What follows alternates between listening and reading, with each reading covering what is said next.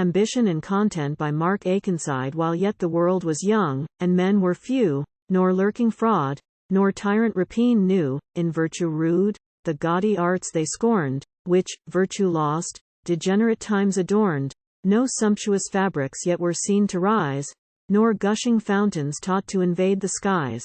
With nature, art had not begun the strife, nor swelling marble rose to mimic life. No pencil yet had learned to express the fair. The bounteous earth was all their homely care. Then did Content exert her genial sway, and taught the peaceful world her power to obey. Content, a female of celestial race, bright and complete in each celestial grace. Serenely fair she was, as rising day, and brighter than the sun's meridian ray, joy of all hearts, delight of every eye, nor grief, nor pain appeared when she was by. Her presence from the wretched banished care, dispersed the swelling sigh, and stopped the falling tear. Long did the nymph her regal state maintain, as long mankind were blessed beneath her reign, till dire ambition, hellish fiend, arose, to plague the world, and banish man's repose. A monster sprung from that rebellious crew, which mighty Jove's Phlegurgon thunder slew.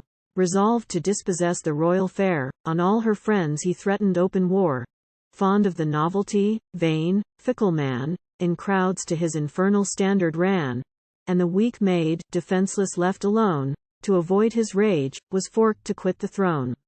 It chonked as wandering through the fields she strayed, forsook of all, and destitute of aid, upon a rising mountain's flowery side a pleasant cottage, roofed with turf, she spied. Fast by a gloomy, venerable wood of shady planes, and ancient oaks, it stood. Around a various prospect charmed the sight. Here waving harvests clad the fields with white. Here a rough shaggy rock the clouds did pierce, from which a torrent rushed with rapid force. Here mountain woods diffused a dusky shade. Here flocks and herds in flowery valleys played, while o'er the matted grass the liquid crystal strayed.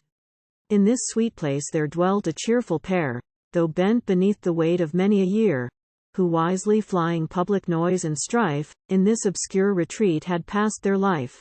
The husband Industry was called, Frugality the wife. With tenderest friendship mutually blessed, no household jars had e'er disturbed their rest. A numerous offspring gracked their homely board, that still with nature's simple gifts was stored. The father rural business only knew, the sons the same delightful art pursue, and only daughter, as a goddess fair, above the rest was the fond mother's care. Plenty, the brightest nymph of all the plain, each heart's delight, adored by every swain. Soon as Content this charming scene espied, joyful within herself the goddess cried, "This happy sight my drooping heart doth raise. The gods, I hope, will grant me gentler days. When with prosperity my life was blessed, in yonder house I've been a welcome guest. There now, perhaps, I may protection find. For royalty is banished from my mind. All thither haste. How happy should I be, if such a refuge were reserved for me." Thus spoke the fair, and straight she bent her way to the tall mountain, where the cottage lay.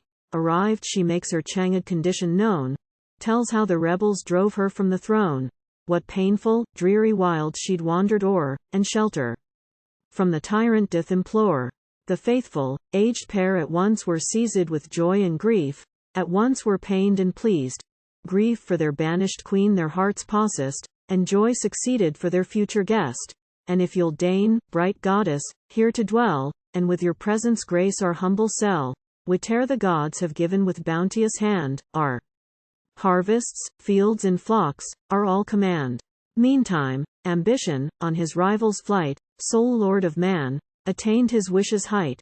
Of all dependence on his subjects east, he ragged without a curb, and did whate'er he pleased, as some wild flame, driven on by furious winds, widespreads destruction, nor resistance finds. So rushed the fiend destructive o'er the plain, defact the labors of the industrious swain, polluted every stream with human gore, and scattered plagues and death from shore to shore. Great Jove beheld it from the Olympian towers, where sat assembled all the heavenly powers. Then with a nod that shook the Empyrean throne, thus the Saturnian thunderer begun. "You see, immortal inmates of the skies, how this vile wretch almighty power defies. his daring crimes, the blood which he has spilt, demand a torment equal to his guilt.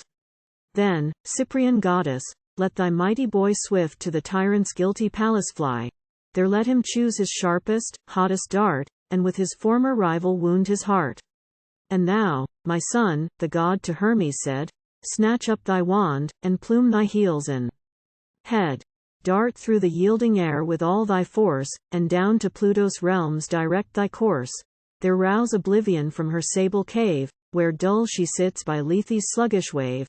Command her to secure the sacred bound, where lives content retired, and all around diffuse the deepest glooms of Stygian night, and screen the virgin from the tyrant's sight, that the vain purpose of his life may try still to explore, what still eludes his eye. He spoke. Loud praises shake the bright abode, and all applaud the justice of the god.